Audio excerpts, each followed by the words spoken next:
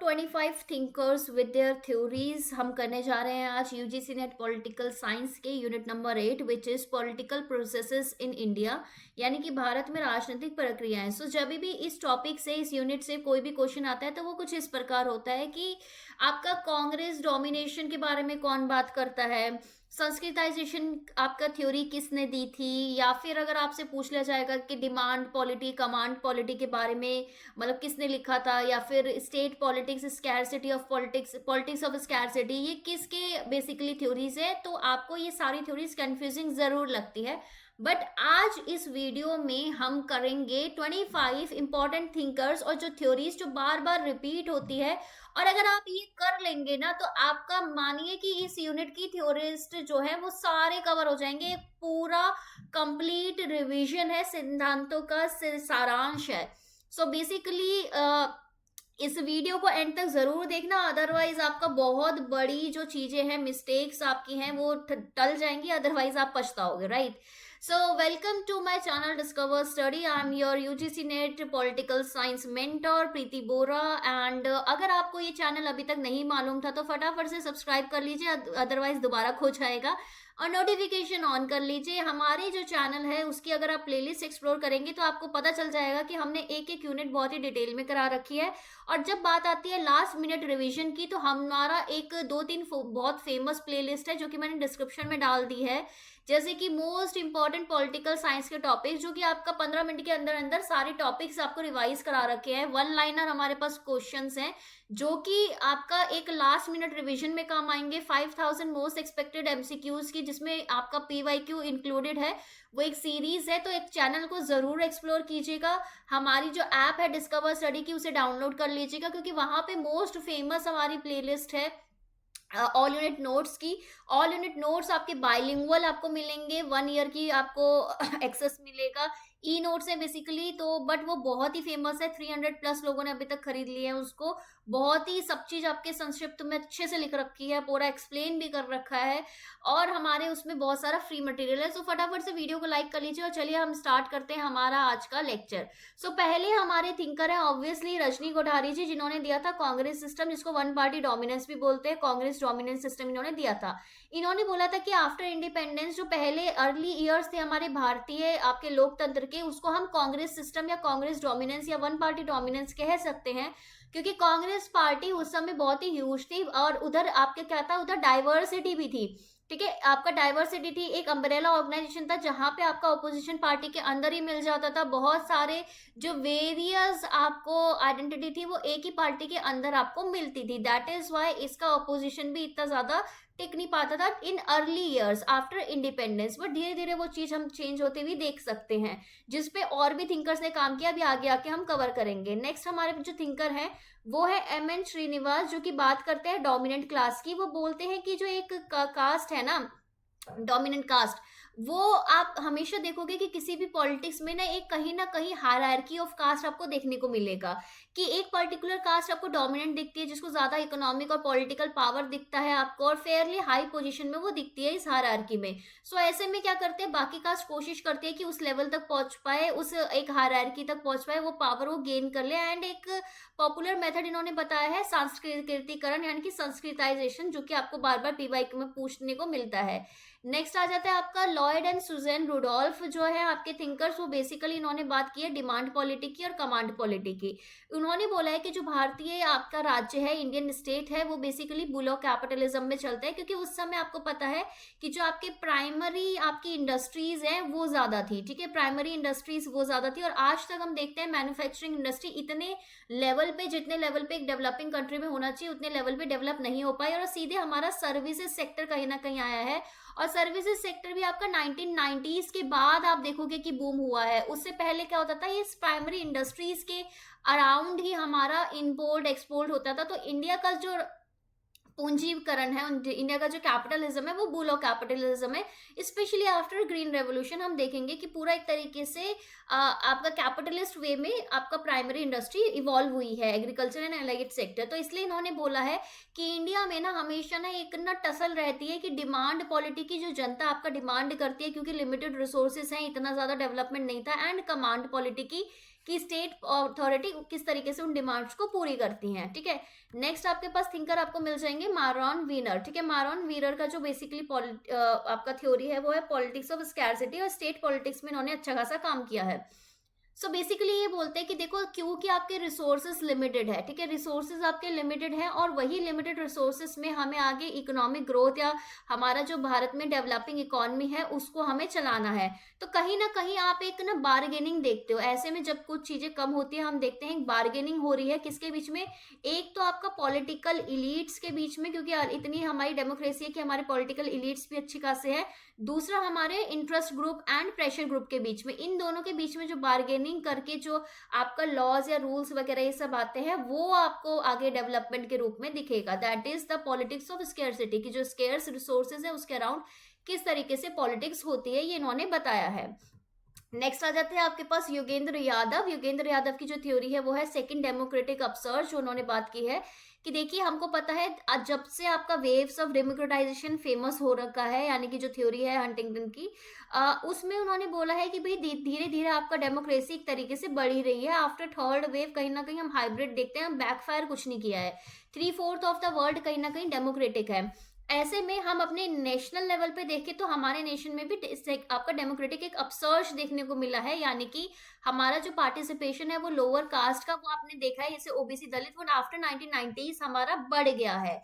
क्यों? क्योंकि Indian politics में ट्रांसफॉर्मेटिव शिफ्ट भी आ गया है, और हम आप देखेंगे आफ्टर 1990s आप देखोगे कहीं ना कहीं कांग्रेस का आपको डाउनफॉल हल्का सा दिखता है, और कहीं ना कहीं हम देखते हैं कि कोलिशन पॉलिटिक्स बहुत ज्यादा हो रही है। सो कोलिशन पॉलिटिक्स कैसे सक्सेसफुल हो पाई? क्योंकि आपकी वेरियस जो आइडेंटिटीज थी वो कहीं ना कहीं आपने पॉलिटिकल वे में वो आपका रिप्रेजेंट हुई, वो शो हुई, तब जाके पर्टिकुलर पार्टीज को एक स्ट्रेटा ऑफ वोट मिला, तभी तो जाके कोलिशन पॉलिटिक्स हो रही है ना।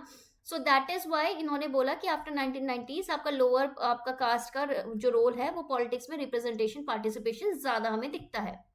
नेक्स्ट, सुहास पालसेकर का बेसिकली इन्होंने काम किया है पोस्ट कांग्रेस पॉलिटी में और किस तरीके से बीजेपी की न्यू हेजेमनीज। वैसे अगर हम बात करेंगे 1990s की, जैसे मैंने पहले बोला कि 1990s के बाद एक कोलिशन वाला एरा आ गया है, तो कहीं ना कहीं इन्होंने बोला कि एक शिफ्ट था आपका कांग्रेस इरा से न्यू सिस्टम ऑफ आइडियोलॉजी में, क्योंकि न्यू सिस्टम, नई आइडियोलॉजीज आई, नई आपकी आइडेंटिटी आई, लोग ज्यादा डेमोक्रेटिक हुए, उनको अपने अवेयरनेस, उनके राइट्स पता चले, तो कहीं ना कहीं हम देखते हैं electoral dominance of the BJP. So कहीं जब इलेक्टोरल डोमिनेंस होता है, तो इलेक्टोरल डोमिनेंस अगर हम बात करेंगे कि कोई एक दूसरी पार्टी आपका लेके आ रही है, दैट मीन्स वो कहीं ना कहीं नई आइडियोलॉजी, एक नया कंटेक्स्ट को रिप्रेजेंट कर रही है, तो वो उस पर इन्होंने अपना काम किया है। नेक्स्ट आते हैं आपके पास क्रिस्टोफर जेफरेट। सो बेसिकली ये जो है इनका जो थ्योरी है वो है साइलेंट रेवोल्यूशन में इन्होंने स्टडी किया था rise of lower caste in northern India. Specially अगर मैं यूपी एंड पंजाब की बात करूं तो उधर जो आपका राइज ऑफ लोअर कास्ट हुआ, और वो साइलेंट क्यों है? क्योंकि ये हुआ थ्रू, ऐसा नहीं कि कुछ रेवोल्यूशन, थ्रू आपका इंस्टीट्यूशनलाइजेशन, ठीक है ना, थ्रू इंस्टीट्यूशंस हुआ, थ्रू ऑर्गेनाइजेशंस आपका राइज होता है। कैसे? आपने नई पार्टी बनाई, बहुजन समाज पार्टी, ठीक है, वहां पे आपने अपना रिप्रेजेंटेशन के थ्रू, जो आपके पॉलिटिकल वेज हैं उसके थ्रू आपने रिप्रेजेंट किया और चैलेंज किया कि ये जो ब्राह्मणिकल हेजेमनी है उसको चैलेंज दिया, एंड इसी रिवोल्यूशन को इन्होंने साइलेंट रेवोल्यूशन कहा है। तो ये भी क्वेश्चन घुमा फिरा के लोग दे सकते हैं। नेक्स्ट आते हैं Paul Brass. So Paul R Brass जो है वो बेसिकली बात करते हैं इंस्टीट्यूशनलाइज्ड रायट सिस्टम के बारे में। इनका कहना ये है कि जो आपका कम्युनल राइट्स होते हैं, यानी कि सांप्रदायिक दंगे होते हैं भारत में, वो नेसेसरी जरूरी नहीं है कि वो स्पॉन्टेनियस हो, ठीक है, एकदम ऐसा नहीं है कि जरूरी है कि भाई वो अपने आप हो गए हैं, ऐसा नहीं है। इन्होंने ये तर्क दिया था कि हो सकता है कि वो प्री एग्जिस्टिंग सोशल नेटवर्क के through, pre existing political network के थ्रू इलेक्टोरल गेन्स के लिए भी हुए हों, ऐसा इन्होंने थ्योरी दी थी। अगेन कोई भी थ्योरी सही है या गलत है वो हमें लेना देना नहीं है फिलहाल, ये है कि हमारे टॉपिक में, हमारे सिलेबस में अभी आएगा, ठीक है, और ये थ्योरीज बहुत सारी ऐसी कि जो बहुत पुरानी है और अब नई थ्योरीज इसे काउंटर भी कर रही होंगी। तो कोई भी थ्योरीज को आप एग्जाम पॉइंट ऑफ व्यू से पढ़े, समझे और उसे काउंटर या फिर एक्सेप्ट अपने हिसाब से कीजिए। अतुल कोहली के जो काम है वो है क्राइसिस ऑफ गवर्नेबिलिटी, कि जो शासन करने में जो संकट आता है वो क्यों आता है, बेसिकली इन्होंने बात किया है। इन्होंने बोला है कि देखो कहीं ना कहीं हम देखते हैं ना कि हर एक मुद्दे का ओवर पॉलिटिसाइजेशन है। सपोज अगर हम हैं, हम 10 मुद्दे का देख रहे हैं कि पॉलिटिसाइजेशन है, तो हमें समझ में नहीं आता हम इस मुद्दे के लिए भी खड़े हैं, हम इस मुद्दे के लिए खड़े हैं, हम इन दोनों के विरुद्ध हैं। तो कहीं ना कहीं जब ओवर पॉलिटिसाइजेशन हो जाता है और वीक इंस्टीट्यूशन हो जाता है, उसकी वजह से हमें डिफिकल्टी आती है गवर्नेंस में इंडिया के। ऐसा इन्होंने अतुल कोहली ने तर्क दिया है। अगेन अगर वीडियो को लाइक नहीं किया, लाइक कर लो, चैनल को सब्सक्राइब कर लो, क्योंकि ये जो वीडियोस है डेली आएंगी और आपका रिवीजन मिस हो जाएगा अदरवाइज। पार्था चटर्जी, अगेन इनका बात है political society versus civil society. तो इन्होंने बोला है कि देखो एक तो हमारा राजनीतिक समाज है और एक हमारा नागरिक समाज है। नागरिक समाज की हम बात करें तो इलीट्स जो है, जो कि आपका बात करते हैं, जो कहीं ना कहीं आपको लेके जाते हैं कि हमें क्या चाहिए, हमारे क्या राइट्स होने चाहिए, हमारी क्या मांगे हैं, डिमांड्स क्या है, इनपुट जहां से जाता है। वही हमारा दूसरा समाज है पॉलिटिकल सोसाइटी, जो कि मार्जिनलाइज्ड वो हैं, जो बेसिकली पार्ट है हमारे लोकतंत्र का। जनता को जो हम बोलेंगे, जो नेगोशिएट करते हैं स्टेट से कि भाई हमें सर्वाइवल के लिए ये चीजें चाहिए, कि बेसिक राइट्स चाहिए, बेसिक हमें कोई भी एम्यूनिटीज चाहिए, रिसोर्सेज चाहिए, उसके बारे में बात करते हैं। तो पार्था चटर्जी ने बोला कि ये दोनों सेम नहीं है, ये दोनों अलग हैं। ठीक है, ये आपसे क्वेश्चन पूछे तो आप बता देना। नेक्स्ट आते हैं ग्रैनविल ऑस्टिन। ग्रैनविल ऑस्टिन को हम कॉन्स्टिट्यूशन वाला जो हमारा यूनिट है पॉलिटिकल इंस्टीट्यूशंस इन इंडिया भी पढ़ते हैं, यूनिट 7 में भी पढ़ते हैं, बट यूनिट 7 के थिंकर्स हम अलग से करेंगे, राइट। तो उन्होंने बोला है कि सीमलेस एक वेब है, एक कोऑपरेटिव फेडरलिज्म की बात की है कि जो भारत का जो फेडरलिज्म है वो पूरी तरीके से ऐसा नहीं कि पूरा मतलब अच्छा है, मतलब वो एक कोऑपरेटिव फेडरलिज्म है। इन्होंने बोला कि भारतीय जो संविधान है वो एक टूल की तरह यूज किया जाता है बहुत सारे सोशल रेवोल्यूशन में, और हाईलाइट कराते हैं एक बैलेंस है हमारे संविधान में यूनिटी और डाइवर्सिटी के बीच में। कि एक तो होता है ना यूनिटी इन डाइवर्सिटी बोलते हैं हम, कि भाई अनेकता में एकता, कि हाँ डाइवर्सिटी है यानी कि डिफरेंट आइडेंटिटी है, डिफरेंट आइडेंटिटी पे अलग अलग सोशल रेवोल्यूशन होते हैं, बट हम है तो एक यूनिटी एक भारत के अंदर ही ना, हम एक तरीके से भारतीय नागरिक ही है ना, हम एक तरीके से वो वाला चीज है। एक हम सेम ही कॉन्स्टिट्यूशन को फॉलो करते हैं, सेम गवर्नेंस को फॉलो करते हैं, सेम पीएम है, इस तरीके से की बात करते हैं। नेक्स्ट आ जाते हैं आपके पास जेम्स मैनर, वो जो कि बात करते हैं नेहरूवियन कंसेंसस की और किस तरीके से उसका डिक्लाइन हुआ। सो बेसिकली इन्होंने बोला है कि देखो आप देखते हो कि जब रजनी कोठारी बात कर रहे थे कि आफ्टर इंडिपेंडेंस आपका कहीं ना कहीं कांग्रेस आपके एक अपर पॉइंट में थी, कांग्रेस बहुत ज्यादा जीत रही थी, एंड कहीं ना कहीं वो आपके क्यों हुआ डोमिनेंस एक पार्टी की हुई, क्योंकि नेहरू जो थे उनका एक कुछ प्रिंसिपल्स उसके बीच में जो पार्टीज कैसे चलेगी वो सारे चलाते थे। बट आपका इंस्टीट्यूशनल आपको डिके देखने को मिलता है। हो सकता है कि इंदिरा गांधी के समय बहुत सारी सोशल पॉलिसी आई हो, ठीक है, उसके बारे में कोई ना नहीं कर रहा, बट उनके जो एक इंस्टीट्यूशनल डिके देखने को मिलता है। कैसे? इमरजेंसी, ठीक है, इमरजेंसी आप नहीं लगा सकते एक इतने लंबे टाइम तक जबकि आपकी एक फेडरल आपकी कंट्री है, राइट, जहां पे कॉन्स्टिट्यूशन फॉलो होता है। आप कॉन्स्टिट्यूशन को 33% चेंज नहीं कर सकते। सो दीज आर समथिंग्स की जो हमें देखने को मिलता है कि संस्थागत आपका कहीं ना कहीं डिकेड हुआ है, ठीक है, जिसकी वजह से आपका एक ट्रेडिशनल पॉलिटिकल ऑर्डर जो होता है कहीं पे भी वो ब्रेक डाउन होता है, एंड इसकी वजह से ये जो नेहरूवियन कंसेंसस जो प्रिंसिपल्स चले आ रहे थे वो कहीं ना कहीं डिक्लाइन होते हैं। आफ्टर आपका इंदिरा गांधी आपको देखने को मिलता है कि सीधे 1990s में ही कोलिजन पॉलिटिक्स आपकी स्टार्ट हो जाती है। वाई? क्योंकि लोगों ने ये जो जनता है वो भी इस पर्टिकुलर इंस्टीट्यूशनल डीके को उन्होंने समझ लिया, एंड उन्होंने सोचा कि भाई ये चीजें हमारी डेफिनेटली डेमोक्रेसी नहीं है। तभी अलग अलग जो आइडेंटिटीज है वो रिप्रेजेंट होती है आइडेंटिटी पॉलिटिक्स में, एंड देन अभी हम देख रहे हैं कि टोटल आपका चेंज हो जा रहा है। नेक्स्ट आपका आता है जोया हसन, जिनकी थ्योरी थी Indian politics and party competition की, किस तरीके से आइडेंटिटी की किस तरीके से जो आइडेंटिटी पॉलिटिक्स है वो आगे पार्टी कंपटीशन को बढ़ावा देती है। कैसे? इन्होंने बोला कि देखो पॉलिटिकल पार्टीज ऑफ इंडिया है ना, वो कास्ट, रिलीजन या अलग अलग आइडेंटिटी के मुद्दे को आपका यूज करते हैं मोबिलाइजेशन स्ट्रेटेजी के चलते, एंड वो सारे जो लोग हैं तो इस तरीके से उनका वोट बैंक आपका क्रिएट होगा, ठीक है, लोग उनको सपोर्ट करेंगे कि हाँ हम इस आइडेंटिटी के हैं तो हम इधर पर्टिकुलर हमारे रिप्रेजेंटेटिव को हम वोट करें।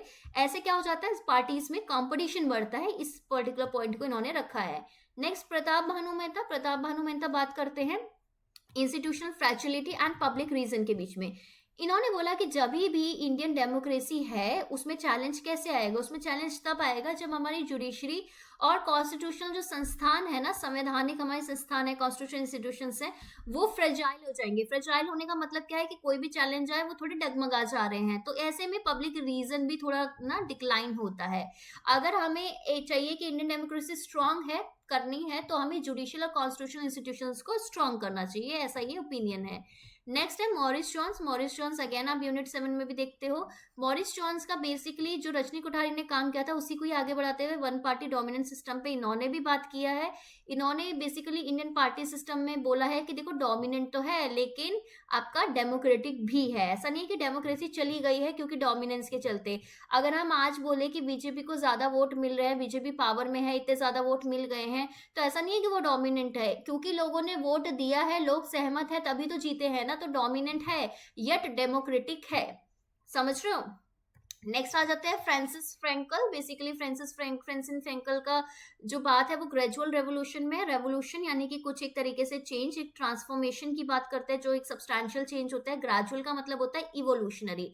ठीक है, सो बेसिकली ये बोलते हैं कि जो एक इंटरैक्शन है ना, इंडिया के जो ट्रेडिशनल सोशल स्ट्रक्चर है यानी कि भारत का पारंपरिक आपका सामाजिक संरचना है और आपकी जो मॉडर्न हमारी आज की आधुनिक राजनीतिक अर्थव्यवस्था है ना, उसमें ना टाइम टाइम पे इंटरेक्शन होते रहता है। इसका मतलब हमें ये समझ में आ रहा है कि दोनों सेम पेज में अभी नहीं है।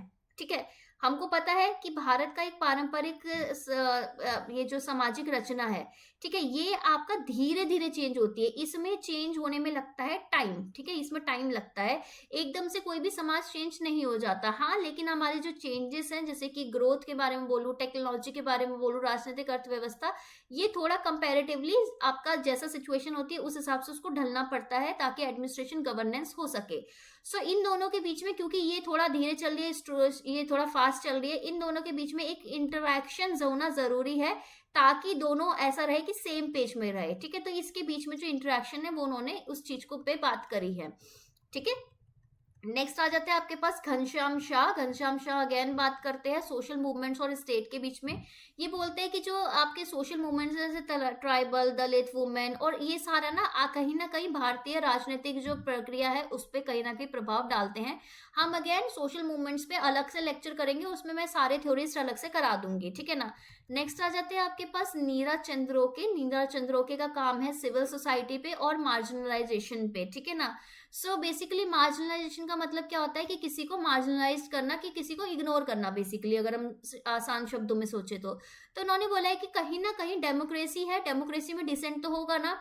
जैसे फॉर एग्जाम्पल आप इस लेक्चर में आप आए हैं, ठीक है, ऑब्वियसली मेरा ऑलरेडी जेआरएफ क्लियर है 2 बार। मैं अपनी ऑब्वियसली जेआरएफ क्या, मेरा एसआरएफ भी क्लियर है। ठीक है, उसके बाद अगर मैं बात करूं, मेरा पीएचडी ऑलमोस्ट आपका फाइनल फेजेस में ही चल रहा है। सो बेसिकली मैं ऑलरेडी सब कुछ कर चुकी हूँ, स्टिल मैं ये क्लास क्यों करा रही हूँ? ये क्लास मैं आपके लिए करा रही हूँ। सो बेसिकली इस क्लास को आपको अच्छी लगी या नहीं लगी आप कैसे बताएंगे? लाइक करके। अगर अच्छा लगा आप लाइक करेंगे, मुझे कमेंट में बताएंगे। अगर अच्छा नहीं लगा, कुछ आपको लगता है कि कुछ ऐड होना चाहिए, कुछ माइनस होना चाहिए, कुछ न्यू आपको चाहिए कि ये टॉपिक चाहिए, तो आप मुझे वो कमेंट में बताएंगे। यानी कि आपका पार्टिसिपेशन है, किसी एक डेमोक्रेसी में किसी भी चीज का पार्टिसिपेशन है, तो उनका एक ओपिनियन है कि अच्छा लगा, बुरा लगा, सब्सक्राइब करना है, जो भी है आपका एक ओपिनियन है, एक पार्टिसिपेशन है। तो ये क्या होता है, अगर आपको नहीं भी अच्छा लगा होगा तो आप कमेंट में मुझे बताएंगे। तो ऐसा तो नहीं है ना कि मैं आपको डांटने लग जाऊं कि ऐसे कैसे तुम मेरे को बोल रहे हो। हाँ, मैं आपको समझा सकती हूँ, एक सिविल सोसाइटी है, मैं आपको समझा सकती हूँ। लेकिन कहीं ना कहीं इन्होंने बात की है कि नीरज चंद्रोके ने, कि किसी भी सिविल सोसाइटी में डेमोक्रेटिक जो डिसेंट है ना, उसमें जो स्पेस है ना वो कम होते जा रहा है, और इस स्पेस को कम होने में स्टेट का बहुत बड़ा रोल है। अगर जैसे फॉर एग्जांपल अगर ये इस यूट्यूब चैनल में अगर मैं ही स्पेस कम कर दूं आपके डिसेंट का, तो मेरा ही रोल है, तो फिर वो तो यूट्यूब की हेल्थ के लिए एंड आपकी हेल्थ के लिए भी सही नहीं है। सो ये चीज को इन्होंने आपका क्रिटिसाइज किया है। बाकी अगर आपको लाइक अच्छा लगे तो आप जरूर लाइक कीजिए और कमेंट कीजिए। ठीक है ना। नेक्स्ट आपका बताया असीम सिन्हा ने। असीम सिन्हा ने बेसिकली बात की है रीजनल रूट्स और डेवलपमेंटल स्टेटस। सो बेसिकली इन्होंने बोला है कि जो सब नेशनल पॉलिटिक्स होती है, जैसे स्टेट लेवल पे बोल लो या लोकल लेवल पे बोल लो या रीजनल लेवल पे बोल लो, ये जो राजनीति होती है ना, ये इन्फ्लुएंस करती है नेशनल इकोनॉमिक आउटकम्स को। अब ये कैसे? जैसे कि फॉर एग्जाम्पल आपने एक कंसेप्ट सुना होगा, रीजनल बैलेंस्ड ग्रोथ। ठीक है ना, रीजनल बैलेंस्ड ग्रोथ हम बचपन से पढ़ते आ रहे हैं, 9th 10th से कंसेप्ट है कि भाई हर एक जगह ना, अगर एक स्टेट में अगर आपका डेवलपमेंट हो रही है, तो एक तरीके से हर क्षेत्र में बैलेंस होना चाहिए। किसी एक पर्टिकुलर क्षेत्र को तुम प्रायोरिटी नहीं दे सकते। अच्छा, अगर तुम प्रायोरिटी देते हो तो क्या हो जाता है? आपने देखा है उत्तराखंड, ठीक है, मेरा होम स्टेट उत्तराखंड की अगर मैं बात करूँ, या मैं अगर बात कर देती हूँ झारखंड की, या फिर मैं बात कर देती हूँ छत्तीसगढ़ की, ठीक है, तो आपको यहाँ पे क्या दिख रहा है? या फिर मैं बात कर देती हूँ तेलंगाना की, ये क्या दिख रहा है? ये आपको दिख रहा है कि यार ये जो स्टेट्स है ना, ये आपका बाइफर्केशन हुआ है। उत्तराखंड यूके से, आपका सॉरी उत्तराखंड यूपी से, आपका झारखंड आपका बिहार से, छत्तीसगढ़ एमपी से, तेलंगाना आंध्र प्रदेश से, ये क्या कर रहे हैं, ये बाइफर्केट होके निकले हैं। इनका बेसिक रीजन क्या था कि भाई हमारा डेवलपमेंट उचित तरीके से नहीं हो पा रहा हमारे रीजन का, अगर हमारे लिए एक अलग स्टेट बनेगी तभी हमारा डेवलपमेंट हो पाएगा। तो इस तरीके से क्या है, कहीं ना कहीं सब नेशनल जो पॉलिटिक्स होती है, सब नेशनल डेवलपमेंटल जो स्टेट होती है, वो भी बहुत ज्यादा इन्फ्लुएंस करती है नेशनल लेवल के आउटकम्स को। ठीक है, तो इस तरीके से इन्होंने बात कर रखी है। नेक्स्ट आती है निर्जल गोपाल जयाल, जिनका बात है सिटीजनशिप और इसका डिसकंटेंट। ठीक है, सो एक बहुत कॉमन बात है कि पहले ना हम सिर्फ ये इतना आइडिया कि हमें एक सिटीजनशिप है वही काफी होता था। बट जैसे जैसे डेमोक्रेसी बढ़ रही है, जैसे जैसे हमारी अवेयरनेस बढ़ रही है, हमें समझ में आ रहा है कि यार हम ही हैं जो कि सरकार बनाते हैं, सिटीजन की बहुत वैल्यू है, नेचर ऑफ सिटीजनशिप आपका आपका इवॉल्व हो रहा है। इसको इन्होंने एनालिसिस किया, इन्होंने बोला कि देखो पहले क्या होता था, लीगल, कि उनको एक लीगल स्टेटस चाहिए होता था कि भाई हाँ हम सिटीजन है, उसमें ही कुछ। लेकिन अब चेंज हो गया कि नहीं, अगर हम सिटीजन, अब क्या हो गया कि क्योंकि हम सिटीजन है तो हमारे सर्टेन सब्सटैंटिव राइट्स होने चाहिए, और अगर आप नहीं दे रहे राइट्स, हम आर्टिकल, अगर हमारे फंडामेंटल राइट्स का कुछ ब्रीच हो रहा है, आर्टिकल 32 के अंदर सुप्रीम कोर्ट, आर्टिकल 226 के अंदर हाई कोर्ट, पीआईएल, ऐसे बहुत सारे सब्सटैंटिव हम मैकेनिज्म उठा सकते हैं, या फिर हम डिमांड कर सकते हैं, हम इंटरेस्ट ग्रुप, सिविल जो आपके सोसाइटी है उसके थ्रू, या फिर प्रेशर ग्रुप्स के थ्रू। ठीक है, इस तरीके से फीडबैक हम दे सकते हैं, एक तरीके से पॉलिटिकल कम्युनिकेशन हम अपना उस तरीके से आगे कर सकते हैं। तो सिटीजनशिप फ्रॉम लीगल स्टेटस आपका सब्सटैंटिव राइट में शिफ्ट हो गया है, ऐसा इनका ये जो इस पे काम करते हैं। नेक्स्ट है कांचन चंद्रा। कांचन चंद्रा की अगर मैं बात करूं, वो बात करते हैं पेट्रोनेज डेमोक्रेसी। सो बेसिकली दो तरीके की डेमोक्रेसी होती है। एक तो डेमोक्रेसी जहां पे सब लोग इक्वल है, एक है कि कभी कभार वोटर्स ना आपको ना वोट इसलिए नहीं देते कि इंडिया का डेवलपमेंट हो जाएगा, इंडिया नेशनल लेवल पे कुछ होगा, नहीं, वो बात करते हैं एथनिसिटी की, कि भाई हमारे सेम जाति के हम दे देते हैं, ठीक है, सेम रेस के हैं, सेम कास्ट के हम दे देते हैं वोट, सेम आइडेंटिटी के हम वोट दे देते हैं। क्यों? क्योंकि बाद में वो हमारे स्टेट रिसोर्सेज के बेसिस पे हमारे जो इंटरेस्ट है उसको वो पूरा करेंगे। सो कहीं ना कहीं हमारी जो वफादारी है वो आपका डेमोक्रेसी की तरफ ना होते हुए हमारी वफादारी एक पर्टिकुलर आइडेंटिटी पे होती है, और इसी को हम बोलते हैं पेट्रोनेज। ठीक है, पेट्रोनेज डेमोक्रेसी, राइट, इस पे कंचन चंद्रा का काम है बेसिकली। नेक्स्ट आ जाते हैं आपके आशुतोष वार्ष्णे। आशुतोष वार्ष्णे की अगर मैं बात करूं, वो बात करते हैं civil networks and communal violence के बारे में। वो बोलते हैं कि इंटर कम्युनल सिविक एंगेजमेंट बहुत ज्यादा जरूरी है। सपोज अगर कोई सोसाइटी आपकी कम्युनल आपको वायलेंस के चांसेस ज्यादा लगते हैं, तो कहीं ना कहीं सिविल नेटवर्क ना उस चीज को वो कम कर देता है। क्यों? जैसे आपका ट्रेड यूनियंस है, वो आपको समझाएगा, चीजें करेंगे, तो कम्युनल राइट्स कहीं ना कहीं वो आपके आपके हम उसको हटा सकते हैं, मतलब उसको हम रोक सकते हैं। सो ये सिविल नेटवर्क का इंपॉर्टेंस बताते हैं कम्युनल वायलेंस में। ठीक है, सो नेक्स्ट आ जाते हैं गेल ओमवेद। गेल ओमवेद से बहुत प्यार है यूजीसी को, ये ध्यान रखना, बार बार क्वेश्चन आ जाता है, स्पेशली बुक्स एंड ऑथर का, वो मैं अलग से आपको कराऊंगी बुक्स एंड ऑथर। गेल ओमवेद की थ्योरी है एंटी कास्ट मूवमेंट, ये बात करते हैं, ये philosophy of B R Ambedkar और ज्योतिराव फुले के बेसिस में इंडियन सोशल मूवमेंट का कंटेक्स्ट समझते हैं on the basis of caste. ठीक है, तो एंटी कास्ट मूवमेंट से एसोसिएटेड है। नेक्स्ट आ जाते हैं आपके पास संजीव बारुआ। संजीव बारुआ का जो काम है वो है ड्यूरेबल डिसऑर्डर नॉर्थ ईस्ट में। So basically north east India में, सो बेसिकली बोलते हैं कि कहीं ना कहीं नॉर्थ ईस्ट इंडिया में हम देखते हैं ना एक कॉम्प्लेक्स, देखो इसमें ना ट्राइब की आइडेंटिटी बहुत इंपॉर्टेंट होती है। ठीक, तो ट्राइबल आइडेंटिटी ना बहुत इंपॉर्टेंट है वहाँ पे, एथनिक आइडेंटिटी बहुत इंपॉर्टेंट है। बार बार इन आइडेंटिटी के बेसिस पे आप देखते हो आपस में भी आपका इनके इश्यूज होते हैं। इंसर्जेंसी हो गया या फिर स्टेट, ये सारा ना इन्होंने पढ़ा है संजीव बारुआ ने, कि किस तरीके से ये सारे जो कॉम्प्लेक्स रिलेशनशिप है एथनिक आइडेंटिटी की, इंसर्जेंसी की, और आपका स्टेट की नॉर्थ ईस्ट इंडिया में, ये कैसे इन्होंने इनके आपस में रिलेशन है और किस तरीके से पॉलिटिक्स को आपका इम्पैक्ट करती है, इस पे इन्होंने काम किया है। ठीक है, ड्यूरेबल डिसऑर्डर इनकी आपका थ्योरी है। नेक्स्ट आ जाते हैं आपके पास सुधा पाए। सुधा पाए की अगर मैं बात करूं, दलित असर्शन और बीएसपी के बारे में बात करते हैं, बहुजन समाज पार्टी। उन्होंने एक शिफ्ट पढ़ा है कि पहले तो आपका सोशल रिफॉर्म की तरफ था कि जो आपके दलित थे वो आपको इस तरीके से अपने आप को असर्शन उनका ऐसा था कि भाई हमें ये सामाजिक आपका सुधार चाहिए, हमें ये चीजें चाहिए, ये गलत है ये चीज को। लेकिन अब ये ना आप देखते हो एक ये शिफ्ट हो गया है, शिफ्ट टू पॉलिटिकल पावर, कि अब उनको समझ में आ गया कि अगर हमें पॉलिटिकल पावर मिलेगी, देखो जैसे बीएसपी या हम मिलेगी, तो हम खुद सुधार कर सकते हैं।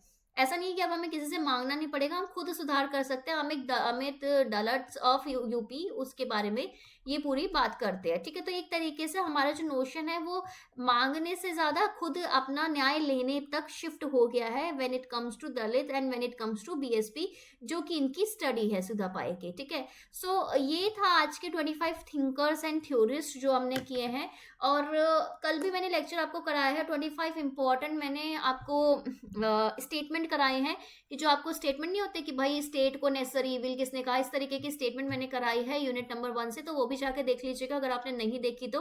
वीडियो को लाइक जरूर कीजिएगा, चैनल को सब्सक्राइब कर लीजिएगा, कमेंट भर भर के कीजिएगा ताकि मुझे पता, देखो कल भी मुझे भर भर के कमेंट्स आए, मुझे समझ में आया कि आपको ये वाली सीरीज अच्छी लग रही है, तो आज ये फिर से लेक्चर आया है। तो अगर आप कमेंट्स में मुझे बताओगे कि आपको क्या चीज पसंद आ रही है तो वो चीज कंटिन्यू रहेगी, ठीक है। चलिए bye bye, take care, have a nice day, all the best for your examination. बिल्कुल मत घबराइएगा, कोई भी प्रॉब्लम है तो कमेंट में मुझे लिख दीजिए, और टेलीग्राम में या फिर मेरे साथ रीच आउट कीजिए ग्रुप में, नॉट पर्सनल चैट, ग्रुप में, ठीक है। Bye bye.